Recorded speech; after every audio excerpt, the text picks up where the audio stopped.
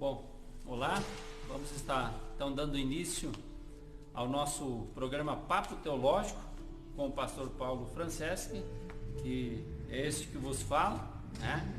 Então nessa noite a gente vai estar dando início a um novo formato, aí, um novo programa, que Deus está nos direcionando e que possa ser de bom proveito, né? Diferente um pouco das aulas que a gente estava fazendo. A gente vai debater um papo hoje com o professor sobre um tema específico, né? Eu já vou estar passando qual é o tema, né? E como eu já falei, vai compartilhando o teu vídeo aí abre uma sala de vídeo aí, só você clicar embaixo de compartilhar, você vai estar compartilhando diretamente no teu Face para a gente estar alcançando mais pessoas aí, né? Esse vídeo também durante a semana a gente vai estar disponibilizando ele no nosso canal do YouTube. Você entra lá, faz a tua inscrição, dá o teu like, deixa o teu comentário, né? Também abro para você deixar, tanto aqui no Face como depois no YouTube, você está deixando uma sugestão, quem sabe para uma próxima live, um próximo programa, de um tema, né? Que às vezes a teologia tem vários temas, várias dúvidas que acabam surgindo, então fica aí para você estar deixando essa sugestão, né? Então hoje o nosso convidado especial, o pastor Miguel Ângelo de Conto, né? Pastor Miguel Ângelo é advogado, né? Advoga aqui na cidade de Passo Fundo, né? Ele é bacharel em teologia, né? Ou seja, ele é teólogo, formado, né? O pastor Miguel Ângelo é um dos fundadores da FATERTS, a nossa faculdade teológica, a qual a gente trabalha aqui na cidade de Passo Fundo, né? Juntamente aqui, junto da sede da Igreja Rosa de Saron. E ele fundou, né, até a nossa FATERGS está fazendo 10 anos esse ano, né, pastor Miguel Ângelo? Foi em 2010, né? Juntamente com o pastor Júlio Terra e o pastor Jeremias Iraçoc, né? Um dos nossos fundadores, né? Então vou deixar para o pastor Miguel estar se apresentando também, daqui a pouco a gente vai estar entrando no tema dessa noite, né? Também aí saudar a todos com a paz do Senhor. É um prazer de estar juntamente com o pastor Paulo Franceschi aí no primeiro programa Papo Teológico. E sem dúvida aí um tema muito importante a qual nós conversamos, e o meu objetivo é que venha servir de edificação para todos os alunos, ex-alunos e a todo o público que aí está nos assistindo. Que Deus abençoe ricamente aí a cada um. Ok. Então, pastor Miguel Ângelo, o tema dessa noite é teorias do arrebatamento. Isto? Teorias do arrebatamento. Enfim, tenho já uma pergunta para lhe fazer, para a gente estar iniciando. O que é o arrebatamento, pastor Miguel Ângelo? Qual o texto bíblico, enfim, que fala sobre o arrebatamento, enfim? Importante, né? Este assunto que nós estudamos na matéria de escatologia, que é a doutrina das últimas coisas. Então, primeiro ver o que significa arrebatamento no grego, né? Então, a palavra arrebatamento vem de um verbo grego que é chamado de arpazo. Então, esse é o verbo grego. Nós sabemos que a Bíblia no Novo Testamento foi escrita em grego e no Antigo foi escrito no hebraico, alguns textos em aramaico. Por isso é importante nós estudarmos e descobrirmos a raiz da palavra, né? Da onde que veio até nós. Então, essa palavra arpazo, para os ouvintes, né, as pessoas que estão assistindo entenderem, arpazo significa capturar, né? Então ou também rapto, seria um rapto. Então, quando a palavra arrebatamento significa raptar ou arrancar, tirar a força.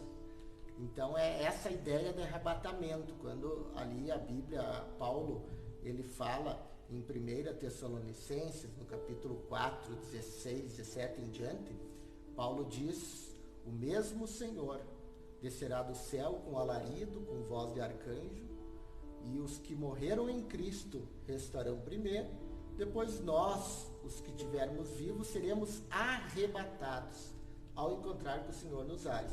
Então aqui esse termo arrebatado significa arrancados, tirados à força. Então nesse sentido é que vai acontecer realmente o arrebatamento. Então nós seremos rapto. Seremos tirados à força, então. E, enfim, como o título, o tema de hoje é teorias, né? Então temos algumas teorias. Quais são essas teorias sobre o arrebatamento que nós temos hoje? O arrebatamento, nós vemos vários textos na Bíblia também, né? Nós temos aí uma infinidade de textos.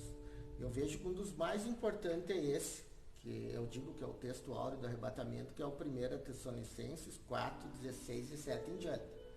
Que Paulo fala o mesmo Senhor. Importante quando ele fala o mesmo Senhor, é que Paulo está falando que é o mesmo Jesus, é o mesmo Deus que palmilhou nessa terra, que morreu por nós, ressuscitou.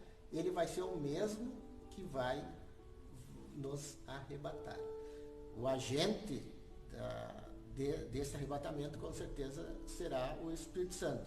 Nós temos ali também em 1 Coríntios, no capítulo ali 15, versículos 51 e 52, Paulo também fala a respeito ali, quando ele diz: na verdade, nem todos dormiremos, mas seremos transformados num abrir e piscar de olhos. Daí ele nos fala ali que os mortos serão ressuscitados, né? O que é mortal se revestirá da imortalidade, o que é corruptível se revestirá da incorruptibilidade. Então ali ele está falando sobre também o arrebatamento.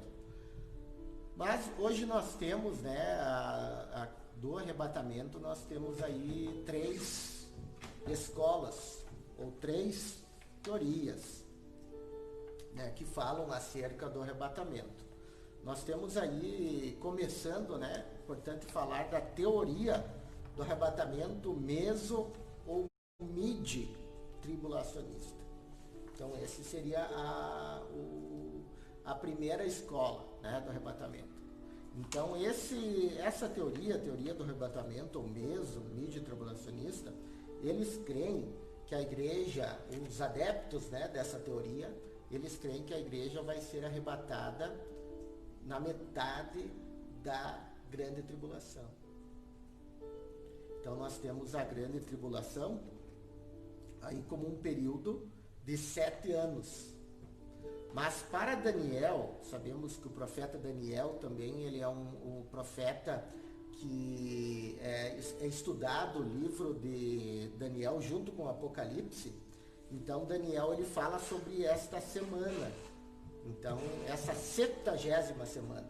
Portanto, né, que nós estamos vivendo na 69ª semana. E quando acontecer a 70ª, é semanas ali de anos, não é de dias, né? Então, é que vai acontecer a grande tribulação. Mas então eles dividem a grande tribulação em 2 períodos. 3 anos e meio, mais 3 anos e meio. Mas de certa forma, se nós formos ver, Daniel fala em Daniel 9:27 ali, ó, e ele firmará aliança com muitos por 1 semana. Então Daniel não divide em 2 fases, é 1 semana. Nós sabemos que vai acontecer a tribulação, os 3 anos e meio, que vai ser a ascensão do anticristo, vai ser o tempo que ele vai ali fazer um pacto com Israel, que vai haver uma falsa paz, e depois, na metade da semana, segundo aquilo que Daniel fala, será quebrado esse pacto, e daí sim vai começar a perseguição. Mas eu vejo que essa teoria não tem assim fundamento para dizer que vai acontecer na metade da grande tribulação, arrebatamento. Então os que creem nessa teoria acreditam que vão entrar na tribulação, parte da grande tribulação. Uma parte da grande tribulação. Os 3 anos e meio. Uhum. Então eles não vão ser, a crença deles Eu já vi alguns vídeos de alguns pastores renomados, né? Cabe aqui a gente tá falando, né? Por ética, né? Mas eu já vi também, só a igreja tem que se preparar para estar entrando no arrebatamento. Então esses são os mid e meso. Os mid ou meso, né? Meso, a palavra mid ou mid, meso. tribulacionista. Então, mas não é só esse texto, pastor Paulo, que eles se baseiam. Eles também pegam o capítulo 11 de Apocalipse, que o senhor conhece esse texto, fala das duas testemunhas, que são as duas oliveiras. E eles interpretam esse texto de uma forma alegórica, não literal. Isso que é o problema. Então, não vamos entrar em questão aqui quem são as duas testemunhas. Mas alguns estudiosos dizem que seria Moisés ou Elias, ou Enoque ou Elias. Mas sendo Moisés e Elias, então eles entendem que um representa aqueles que estão, Moisés representa os mortos e Elias aqueles que estão vivos. E tem um texto ali em Apocalipse 11, 12, que diz assim: subi para aqui, e subiram ao céu em uma nuvem, e os seus inimigos os viram. Então eles têm esse texto, né, com base de dizer que esses dois são representantes da igreja, os vivos mortos, que serão arrebatados na grande tribulação. Né? E também eles têm a questão também da trombeta. Eis a questão. Então nós vemos que na Bíblia fala muito sobre trombetas. E olha só, a Bíblia fala de trombeta em 1 Coríntios 15, 52, que a Bíblia diz: ao soar a trombeta, né, essa seria a trombeta de Deus, os mortos ressuscitarão. Né? E a Bíblia também fala em trombeta ali em 1 Tessalonicenses 4, 16 e 17, quando Paulo diz ao soar a trombeta, né? Então a trombeta de Deus, se tu pegar a palavra ali, 1 Tessalonicenses 4, 16 e 17, a Bíblia diz assim, porque o mesmo Senhor descerá do céu com alarido, com voz de arcanjo e com a trombeta de Deus. Então é bem claro, a trombeta de Deus. E já o texto ali em 1 Coríntios diz assim, num momento, num abrir e fechar os olhos ante a última trombeta. E daí em Apocalipse 11, 15, diz assim, e o sétimo anjo tocou a sua trombeta. Então, mas isso já é dentro da grande tribulação, o capítulo 11. De 1 Tessalonicenses e de 1 Coríntios 15 é a mesma de Apocalipse 11. Porém, não é a mesma. Não é a mesma, porque, veja assim, essa trombeta de Apocalipse 11 é uma trombeta de um anjo, está escrito aqui, foi um anjo que tocou. Então, e já a trombeta a qual Paulo está falando é a trombeta de Deus. Então é importante saber qual é essas trombetas. Né? Então nós temos aí, esses são os principais pontos, pastor Paulo, que os tribulacionistas eles defendem ali que vai ser o arrebatamento, né, no meio ou na metade da grande tribulação. Importante nós dizer que a grande tribulação ela não é para a igreja, é para Israel, tanto que você sabe que as 70 Daniel fala ali em Daniel capítulo 9, elas começaram a ser contadas em 445 a.C. Né? E elas pararam ali com a morte do Messias. Ali fechou 69 semanas. E por que parou ali? Parou por quê? Porque ali Deus parou de tratar com Israel e passou a tratar com a igreja. Entrou a dispensação da graça. Então hoje Deus está lidando com a igreja. Deus nunca administrou dois planos ao mesmo tempo. Ou ele administra o plano da igreja ou Israel. Então hoje Deus está administrando o plano, a dispensação da graça da igreja. Por isso tem que acontecer a grande tribulação para Deus voltar a tratar com Israel, que vai ser a 70ª semana. E Daniel fala, 70 semanas estão determinadas sobre o teu povo. Então, quem é o povo de Daniel? É importante nós dizer, quem é o povo de Daniel? É os judeus. Então é muito importante nós, na Bíblia, nós sabermos também a que povo Deus está se referindo. Porque a Bíblia fala do povo gentil, Israel e igreja. Tem que fazer essa separação para poder compreender o que... Com certeza. Então a gente, desde Cristo, até hoje a gente está na semana 69. Nós estamos na 69ª, porque começou aí, né? De 445 foi até ali a morte e...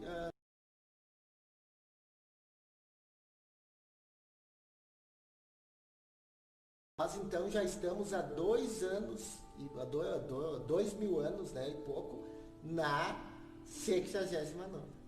Estamos esperando a 70ª. 70ª que vai ser a grande tribulação, que vai ser a última semana, né? E além dessas duas, essa MID... daí essas duas é uma só, né? É uma só. A Meso e a MID é a mesma coisa. Os adeptos da Meso, ou MID tribulacionista, dizem que Jesus vai arrebatar a igreja na grande tribulação. Até porque tem pessoas que já dizem que já estão vivendo na grande tribulação. Mas nós ainda não estamos, ainda é o princípio das dores, ainda nós não chegamos na grande tribulação, mas todos esses sinais que estão acontecendo, esses são o princípio das dores. Por isso que ali em Mateus 24, né, quando a Bíblia se refere ali, Jesus se refere ao princípio das dores, é como uma gestante, né? Eu sei que eu sou pai, você também, né, já acompanhou. Então, na medida que vai chegando o tempo da criança nascer, né, vai chegando ali os 5 meses, 6 meses, ali as dores vão aumentando, as contrações vão aumentando, até o ponto de, né, então assim o mundo está caminhando, né, são princípios das dores, vai chegar um momento em que vai acontecer o arrebatamento. Então temos essa, pastor Paulo, do Mesomid, que é a mesma coisa. Mesmo. O arrebatamento pós-tribulacionista. Né? A teoria do arrebatamento pós-tribulacionista, eles pregam que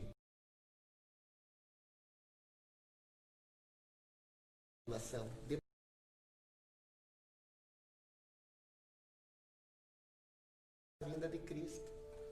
Né? Como também o senhor é conhecido.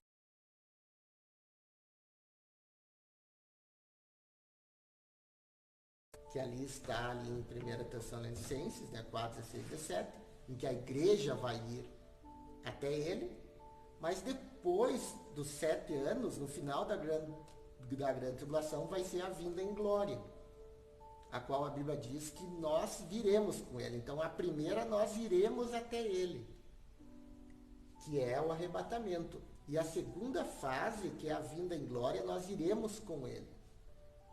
Onde que a Bíblia fala ali em Zacarias, que os seus pés estarão sobre o Monte das Oliveiras, momento que os pés de Jesus, isso no final da grande tribulação, tocar no Monte das Oliveiras, o monte vai se dividir ao meio, e no meio do monte vai ocorrer um vale, que ainda não existe esse vale, né? Mas é conhecido como Vale de Josafá, ali em Joel capítulo 3, versículo 2. Então vai ser a vinda em glória. Então eles não diferenciam, né, estas duas. Então na verdade eles entendem que essa segunda vinda se dará numa vez só. Isso. Não é separado em duas etapas. Em duas etapas. Outra coisa que eles entendem que Daniel 9, 24, 27, a profecia de Daniel, ela já se cumpriu. Mas nós entendemos que essa profecia vai se cumprir somente no milênio. Se nós pegarmos o texto, o senhor me permite ler o texto? Sim. Aqui, ó, 70 semanas estão determinadas sobre o teu povo, sobre a tua santa cidade. E aqui fala de 6 bênçãos que vão acontecer. para Israel: cessar a transgressão, dar fim aos pecados, expiar a iniquidade, trazer a justiça eterna, selar a visão e a profecia, e para ungir o Santíssimo. Então nós entendemos que esses 6, 3 delas só vai se cumprir no milênio. Então ainda, né, ainda não se cumpriu. Outra teoria deles, eles não fazem distinção entre as tribulações que nós vivenciamos nesta vida para a grande tribulação. Então nós temos que entender, o próprio Jesus disse que nós passaríamos momentos difíceis. Tem inúmeros textos a qual ele diz que, né, a nossa vida cristã aqui, claro, vai ser uma vida abençoada, porque ele nos deu uma vida abundante, mas ele também diz que nós passaríamos por tribulações, nós passaríamos por aflições, nós teríamos aí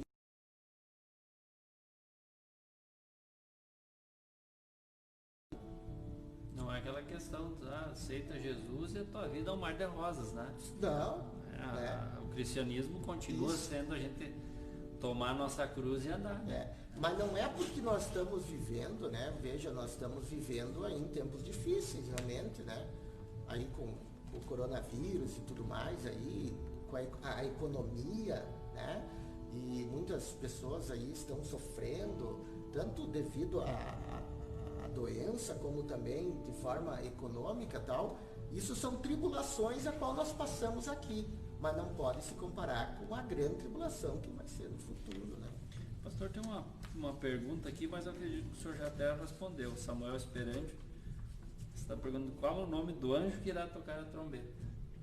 Viu? Um abraço do Samuel aí, né? Que Deus abençoe. Samuel aí, agradecer pela audiência, né? E qual é o anjo que vai tocar a trombeta? Assim, aí nós não temos como saber, né? O anjo, a Bíblia fala, né, nesse anjo, mas a Bíblia não fala no nome do anjo, né? Então, e eu sou muito coerente. Aquilo que a Bíblia não fala, não diz, eu me silencio. Né? Que a Bíblia diz que há coisas que pertencem ao homem e outras a Deus. O pastor Paulo sabe, também é professor. Muitos alunos, né, às vezes me perguntam certas coisas na aula e eu tenho muita humildade de dizer, pastor Paulo, assim, isso só pertence a Deus. Né? Do que eu dar uma teoria e algo que não tem base bíblica, e aí pode surgir até uma heresia, né? Então, eu sou muito, assim, coerente e tenho uma humildade em saber somente aquilo que me é permitido. Né? Tanto é que a Bíblia ela fala muito pouco em nome, né? Fala do arcanjo. Né? A Bíblia tem o senhor, né, da matéria também de angelologia, fala ali na arcanjo, tem o querubim, serafins e tal. Tem as classificações, né, dos anjos, né? Enfim, não é muito diferente se torna algo místico, né? Não vamos entrar no assunto, mas só para a gente, né, exemplificar, né, a questão de daqui a um pouco você falar que tem um anjo da guarda e anjo fulano de tal, que né, nós temos que cuidar, né, com a questão que nem a angelologia é a doutrina dos anjos, e a gente sabe que os anjos existem, mas nós temos que cuidar com a angelolatria, que é a idolatria aos anjos. A idolatria aos anjos, né? Que muito acaba acontecendo, mas vamos dar.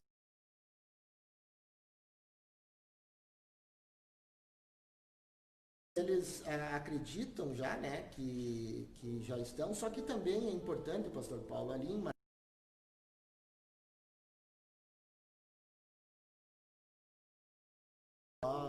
saber quando Deus está falando para Israel e quando Deus está falando para nós. Tem coisas que Deus fala para Israel. E veja, aqui eu vou dar um exemplo para o senhor, em Mateus 24, do 8, 10, nos diz assim, mas todas essas coisas são o princípio de dores. Então vos hão de entregar para seres atormentados e matar-vos-ão, e serei odiados de todas as nações por causa do meu nome. Nesse tempo muitos serão escandalizados, trair-se-ão uns aos outros, e uns aos outros se odiarão. Isso está falando da grande tribulação. Aí que entra a importância, né, da gente fazer uma boa hermenêutica, uma boa exegese da palavra, né? Com certeza. Né? Principalmente nessa questão de escatologia, né? Que é uma profecia, algo que não se concretizou ainda, né?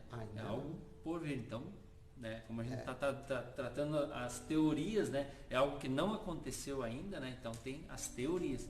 Claro, profecias do passado que já se cumpriram, é mais fácil a gente ter uma interpretação entendida, mas algo que vai acontecer, que é o caso. Importante, né? Tem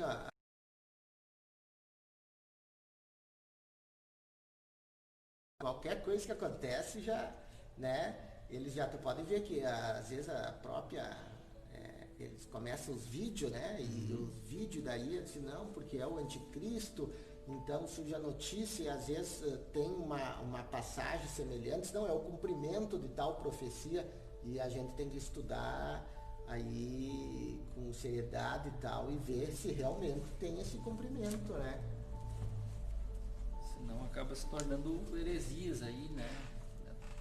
Assustando o povo muitas vezes, né? Com certeza. Me lembro quando deu aquelas as torres gêmeas, né?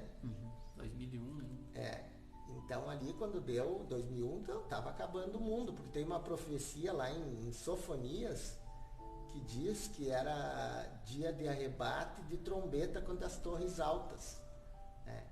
E daí o pessoal disse, bom, eram as torres mais altas que tinham, né? Está se cumprindo a profecia. Se não, está se cumprindo a profecia, só que ainda na grande tribulação, que vai se cumprir ali a questão da... Mas é algo que semelhante. Mas eu vi uns grandes pessoas pregando que já estavam se cumprindo. Então por isso uma boa interpretação, né? Se aprofundar. E não assim, interessante a gente até comentar, a internet é muito boa, mas tem muitas heresias, tem muita coisa, né?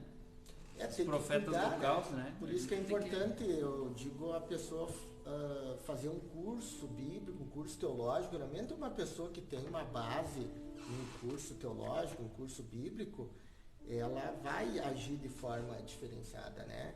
Porque é como o senhor diz, hoje existem muitos vídeos, a internet, né? Então, aí com muitas informações e muitas vezes são coisas que não têm fundamento, né? Agora nós vamos para a mais importante, que eu vejo que é aquela que mais se enquadra, se adapta que é a pré-tribulacionista. Importante nós dizer que esse assunto, a teologia, é pouco tempo. Nós temos aí a Reforma Protestante em 1507, né? Mas eu posso entender, pastor Paulo, que a igreja primitiva ela era adepta dessa teoria pré-tribulacionista. Mas por que você me pergunta que a igreja era pré-tribulacionista? Eu digo a igreja primitiva, Pedro, Paulo. Porque eles acreditavam na doutrina da iminência. O que é a doutrina da iminência? É que eles estavam prontos, preparados para qualquer momento Jesus vir buscar a igreja. É essa também essa doutrina que Jesus passou para nós. Jesus disse que, ele cita que a vinda dele seria como um ladrão que viria na noite. Ele disse, se o pai de família soubesse a que horas viria o ladrão, ele não iria dormir, ele ia ficar vigiando.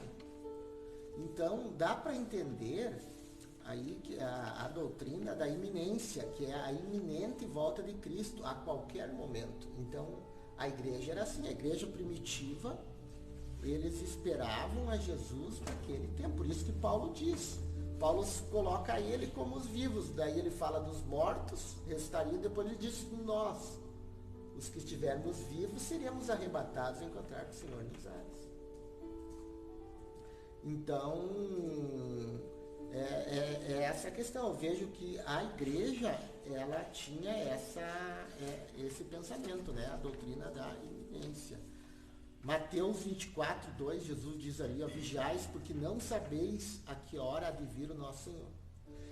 E se nós pegarmos então o pós-tribulacionista, ele não espera a vinda de Jesus agora, nesse momento. Porque ele sabe que Jesus vai vir depois da grande tribulação, e se a grande tribulação não aconteceu ainda.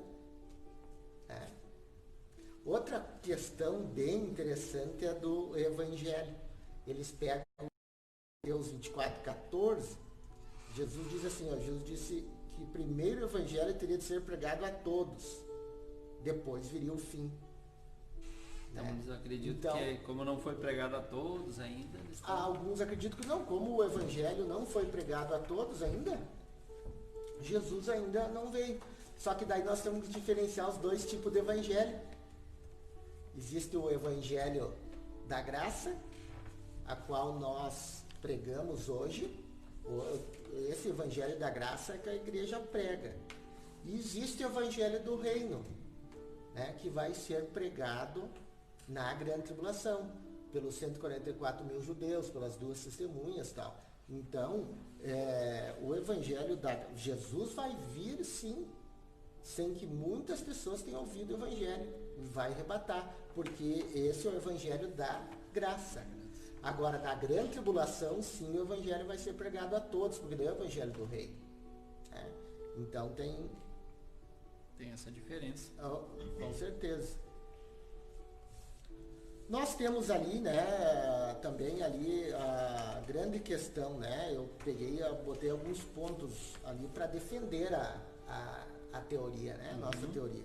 Por que o arrebatamento, né, deve ser pré-tribulacional? O correto é o pré-tribulacional, isso que eu ia lhe perguntar, né, por que deve ser esse, então? Então nós temos ali, primeiro, pastor Paulo, primeiro ponto. Alguns entendem que a grande tribulação é necessário para purificar a igreja. Isso está errado. Por quê? A igreja não precisa de purificação. Porque Jesus morreu na cruz do Calvário e já purificou a igreja. E se nós pregarmos que a igreja precisa de uma purificação, nós estamos invalidando o sacrifício de Cristo. Então, a igreja já foi purificada. Nos diz ali Apocalipse 3:10, como guardaste a palavra da minha paciência, também eu te guardarei da hora da tentação que há de vir sobre todo mundo, para tentar os que habitam na terra. Também, ali mais um ponto, depois acredito que temos uma pergunta, né? Isso, posso. Só deixa eu ver mais esse ponto aqui. A igreja deve ser retirada na terra para que se inicie a grande tribulação, segundo 2 Tessalonicenses 2:3-8.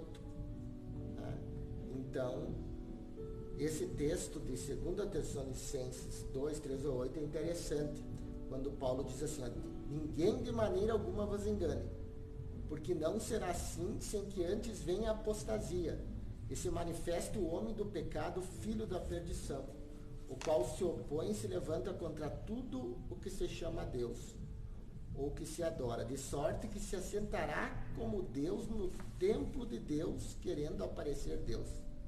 Não vos lembrais que essas coisas vos diziam quando ainda estava convosco? E daí Paulo fala a respeito daquele que o detém, né, que só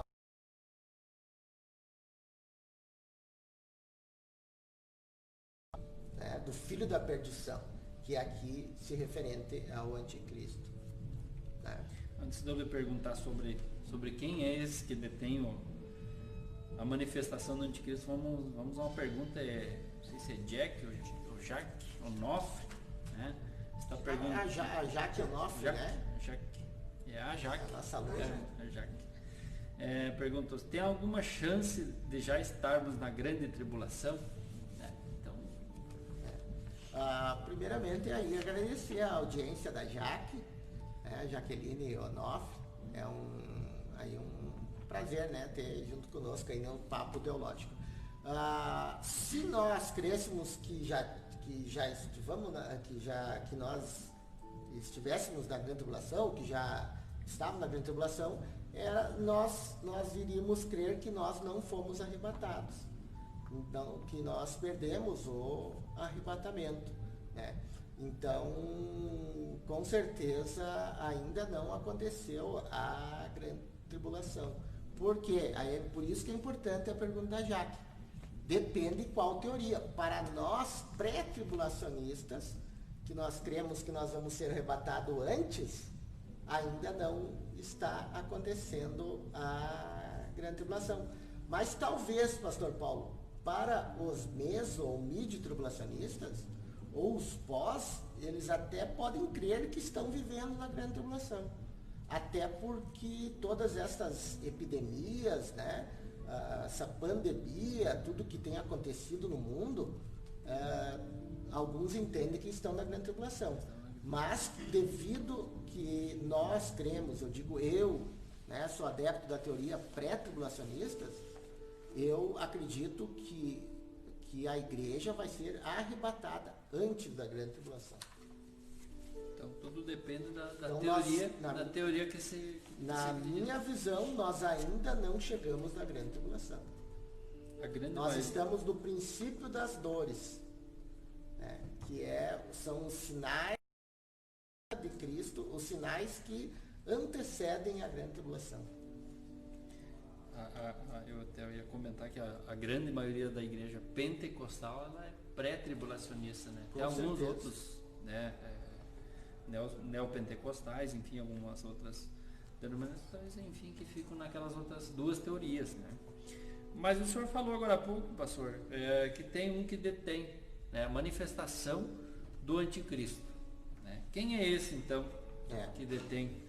Importante que Paulo fala ali em 2 Tessalonicenses que há um somente que detém. Então dá para entender que existe um agente, pastor Paulo. E por isso que também aqui que nós somos pré-tribulacionistas, é que Paulo diz que há porque a grande tribulação, que começa ali em Apocalipse, capítulo 6, fala da ascensão do anticristo, que é o anticristo ali ascendendo, montado no cavalo branco, que alguns, né, dizem que é Cristo, mas não é o anticristo. O cavaleiro do cavalo branco de Apocalipse 6:1 é o anticristo. O cavaleiro do cavalo branco de Apocalipse 9:11 é Cristo. Então nós temos que cuidar até do cavalo, né? Porque os dois cavalos são brancos, mas nós temos que entender que o de Apocalipse 6 é o anticristo. Então, Paulo aqui em 2 Tessalonicenses, ele fala que somente há um que detém o poder, a manifestação do anticristo. O que Paulo quis dizer, pastor Paulo? Que há um agente aqui nessa terra que não deixa o anticristo se manifestar. E enquanto este agente estiver aqui nessa terra, o anticristo não vai se manifestar. E o anticristo só vai se manifestar no início da grande tribulação, então dá para entender que, né, nós não estaremos. Mas quem é o que o detém? Foi essa pergunta que o senhor fez. Então aí muitos debatem. Na minha visão, quem detém é o Espírito Santo. Alguns defendem, né? Outros dizem, não, que quem detém a manifestação do anticristo é a igreja. Mas eu entendo que é o Espírito Santo por intermédio da igreja. Precisa também da igreja. Por quê? Porque Paulo diz que nós somos templo do Espírito Santo. Então, o Espírito Santo habita dentro do cristão, né? E então a igreja, podemos dizer, através do Espírito Santo, é o agente que não deixa o anticristo se manifestar. Porque Jesus também diz que a igreja é o sal, né? Então é o agente que presente. Então nós ainda estamos vivendo num período difícil, mas devido à igreja, estas coisas são amenizadas, né? Ainda nós estamos aí, porque a igreja é o agente de conserva a qual Deus escolheu, a igreja por intermédio do Espírito Santo. Então o agente é o Espírito Santo. Com relação, enfim, o arrebatamento nos mostra que o arrebatamento será pré-tribulacionista.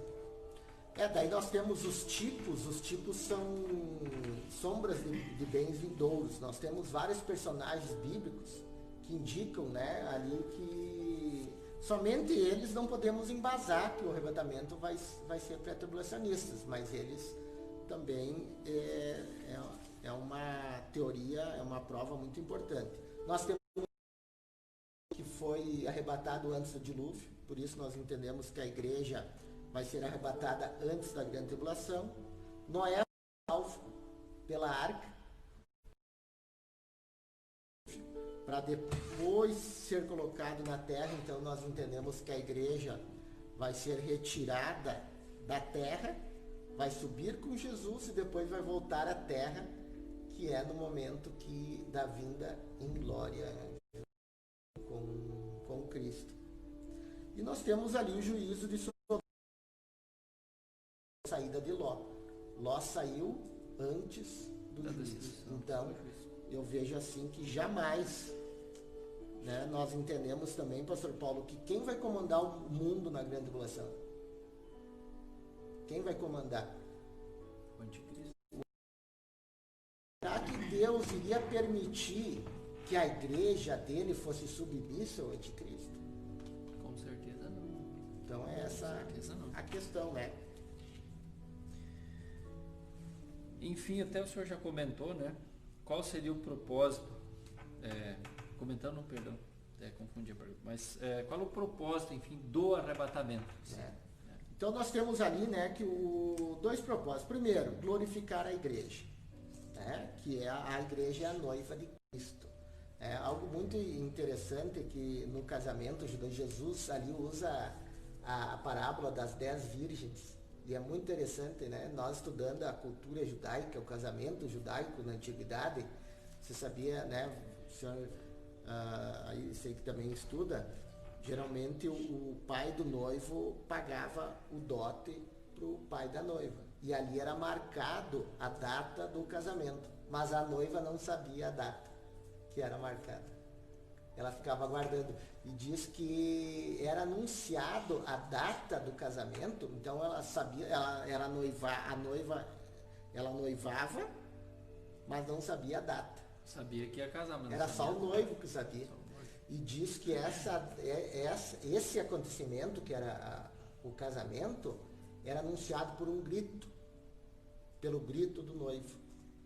E daí a Bíblia, ali Jesus diz, né, que à meia-noite ouviu-se um grito, aí vem o noivo. E daí a Bíblia diz que havia 5 prudentes e 5 loucas, né? Então, e olha só, e nos diz então que geralmente o casamento, ele era feito na casa do noivo. Então, dá para entender bem como vai ser. A igreja hoje somos nós não sabemos a noiva, quando ele virá, mas nós temos que estar preparados. Mas daí Paulo fala a respeito da voz de comando, né, que a Bíblia diz que vai ser ouvido, né, o comando, a igreja, né, a voz de arcanjo, a Bíblia diz, né. Então dá esse anúncio que a igreja deve estar aí preparada. Então o primeiro propósito é para glorificar a igreja. E o segundo, para galardoar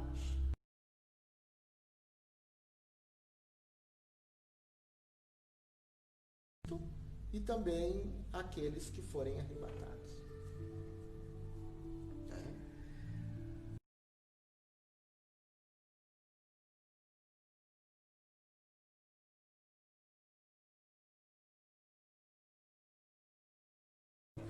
Mas Paulo fala ali em 1 Coríntios 15, 22 e 23, que são os que são de Cristo, né? Então, os que são de Cristo. Então, aqueles que pertencem a Cristo serão arrebatados. E há 2 grupos, né? Existe, segundo aquilo que Paulo fala em 1 Tessalonicenses, tem os que morreram em Cristo e os que ficarem vivos em Cristo. Porque pega aqueles que morreram em Cristo e os vivos. Que é a passagem lá de Tessalonicenses, né? Que fala primeiro os mortos e os que estiverem e depois os vivos, né? Os mortos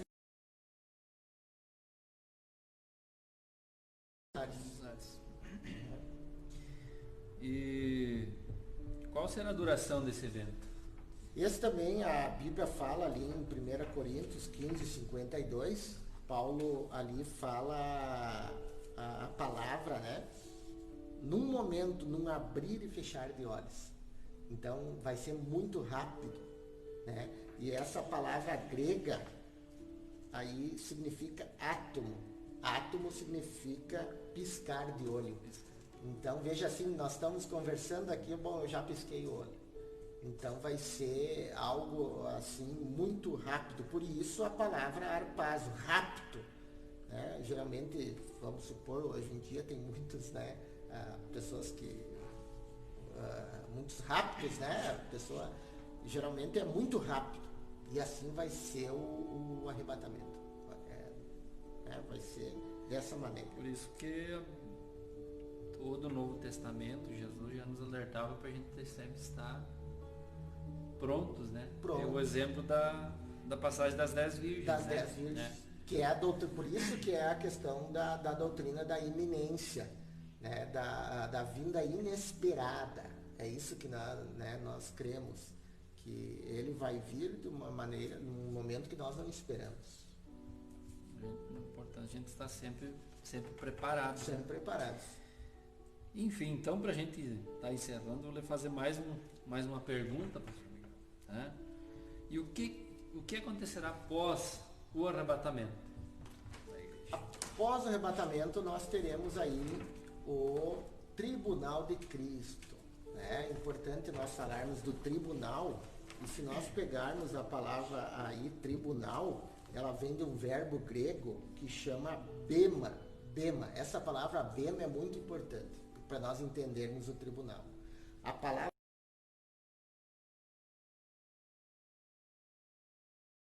Então, Paulo se utiliza desse tribunal, que era o momento dos Jogos Olímpicos da Antiguidade de Roma, em que o vencedor subia a plataforma e as escadas, né, do grande, podemos dizer ali, os anfiteatros, e ali recebia o prêmio, a coroa. Né? Então, o Tribunal de Cristo, ele vai ser um evento que vai ser para galardoar a igreja, é a entrega dos galardões da igreja. Né?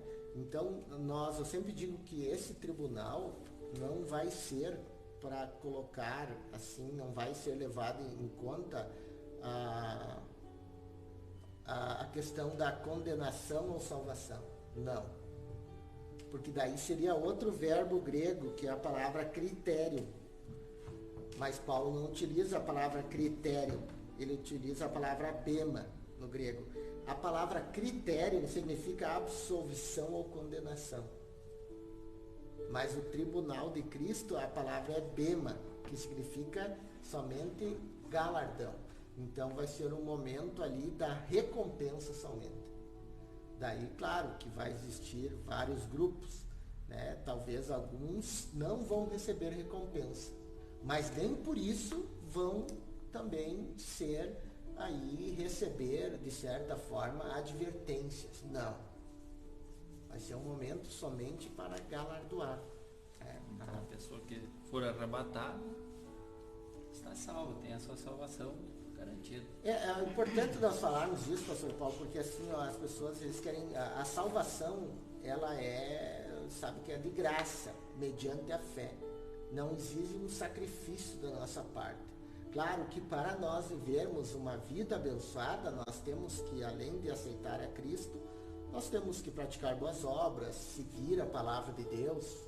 Né? Mas a salvação, ela foi um presente deixado por Cristo. O que é necessário fazer para sermos salvos? Crer no sacrifício de Cristo. Para isso, Paulo já disse.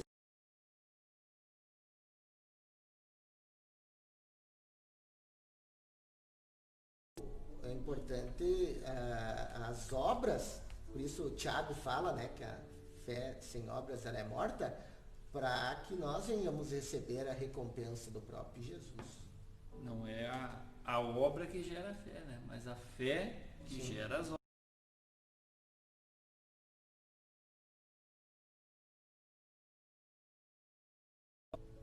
Agora me fugiu a palavra, mas enfim, do do Espiritismo, né? Sim. Que prega as obras, né? Para ter a salvação por obras. Salvação por obras, né? E essas obras que Tiago fala, né? Que é gerada pela fé, né? Pela fé, muito gerada importante. Pela fé. Então, na verdade, a salvação não é por obras, né? As pessoas não vão fazer boas obras, não. A salvação é por Cristo, né? Mas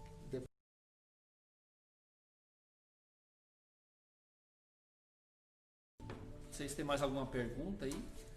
Tem? Vamos aguardar. Está passando mais algumas perguntas, né? A gente está encerrando esse bate-papo, né? Nessa noite. Deus, tenho certeza que Deus nos direcionou aqui, nos abençoou, né? Com certeza. Até esse momento, né? Nos esclareceu muitas dúvidas que surgem, né? Enfim, vamos estar respondendo mais uma ou duas perguntas aqui, 3. Vamos, se der tempo aqui a gente responde todas, né?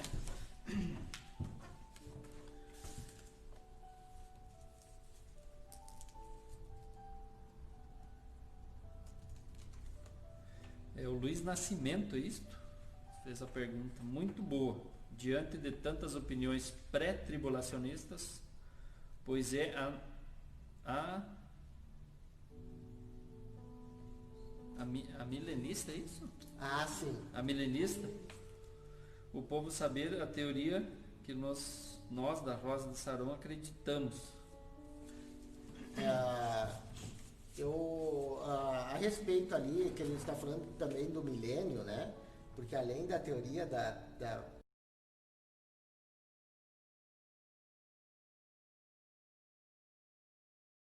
eles não creem que o milênio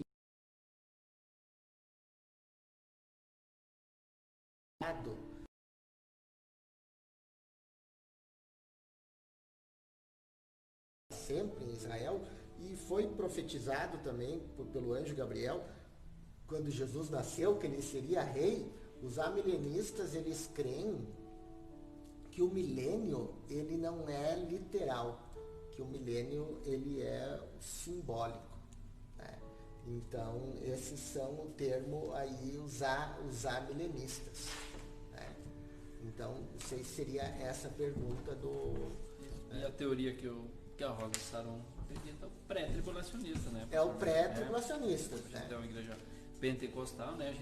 A igreja prega essa pré-tribulacionismo, né? A gente acredita no arrebatamento, as duas fases da vinda de Cristo, né? O irmão Acácio Moraes, né? Quando começar a grande tribulação, como fica?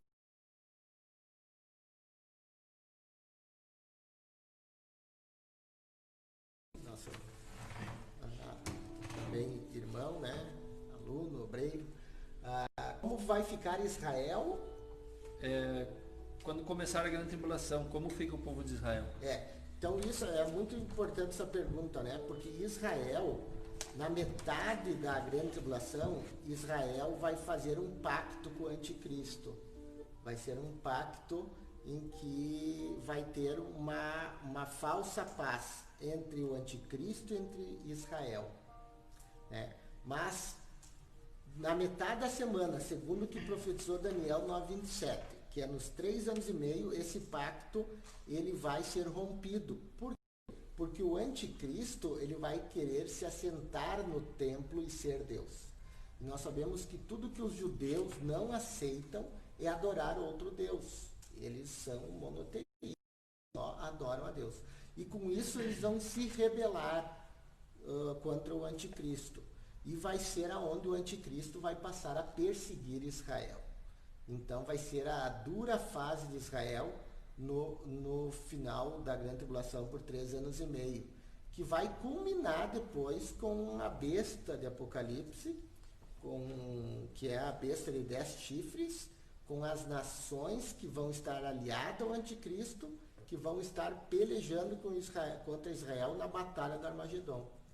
Vai ser então nesse momento que Jesus vai vir para salvar Israel. No final da grande tribulação, né, quando Israel estiver encurralado na batalha do Armagedon, quando eles não tiverem mais para onde recorrer, sem saída, Jesus vem né? E aí para destruir com todas as nações do anticristo e para dar o livramento a Israel. E aí então vai ser que vai ocorrer a salvação nacional de Israel. Por isso a Bíblia diz que no final da grande tribulação todo Israel será salvo, porque eles verão, segundo Zacarias, aquele a quem eles transpassaram. Jesus vindo com poder e grande glória, destruindo os exércitos inimigos deles e dando a vitória para eles. O senhor já tinha falado, né? Para tratar com Israel, né? É muito importante, né? Essa pergunta, porque é realmente a grande tribulação vai ser para tratar com Israel. Né? Assim como no Antigo Testamento Deus tratava com Israel de uma maneira assim, pode ver no deserto, muitas vezes permitia que muitas coisas acontecessem para que Israel viesse clamar. E assim vai ser na grande tribulação. Tudo é permissão de Deus. Que o anticristo e as nações que vão estar junto com ele vão perseguir Israel. Né? Para eles clamarem a Deus e reconhecerem, né, que o Senhor vai ali livrá-los. Então me lembrei agora que o senhor falou da questão dos cavalos, né? Tem 2 cavalos brancos, né? O primeiro anticristo, que é esse que vai vir pregar uma falsa paz, né? Que vai enganar, né, o povo de Israel. Enfim, depois daí o segundo cavalo branco. E o segundo é o Cristo. É o Cristo. Mais uma pergunta então para a gente estar encerrando aqui. O Luiz Nascimento. Hoje quase não se fala em arrebatamento, ao qual a igreja deve estar preparada. Enfim, eu acredito que seja um comentário, um questionamento aqui. É importante, né, os pregadores hoje aí continuarem pregando, nós estudando a história da igreja, que eu gosto, a história do cristianismo, né, nós entendemos que a pregação da igreja era morte, ressurreição e vinda. Essas 3 coisas têm que estar presentes nas nossas pregações.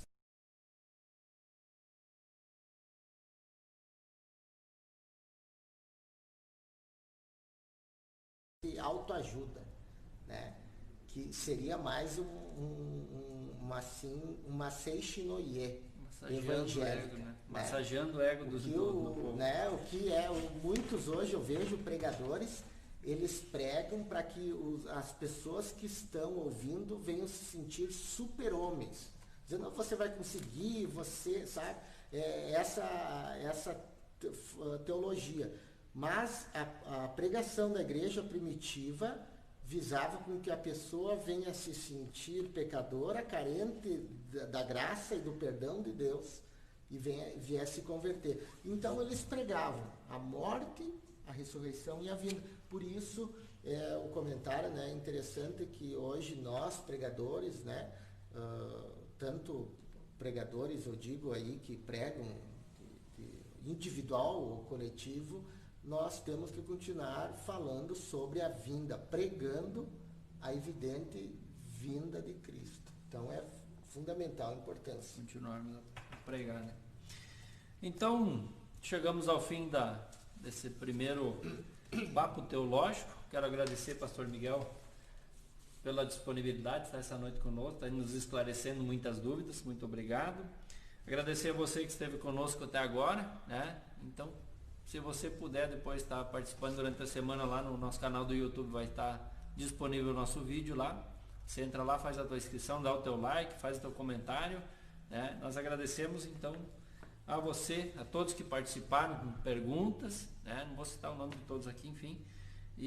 Mas que Deus abençoe a tua vida. Em breve a gente vai estar fazendo um novo papo teológico, a gente vai estar divulgando aí na mídia. Muito obrigado por tudo, muito obrigado, pastor Miguel. Quero agradecer também ao pastor Paulo, né, pelo convite, fico honrado, e dizer que sempre estou aí à disposição para nós falarmos desse assunto tão importante, não somente de escatologia, mas de outros assuntos, né, que eu creio que são muito importantes aí. Então, para mim foi aí um privilégio estar aí com vocês. Nós que agradecemos. Uma boa noite a todos, muito obrigado.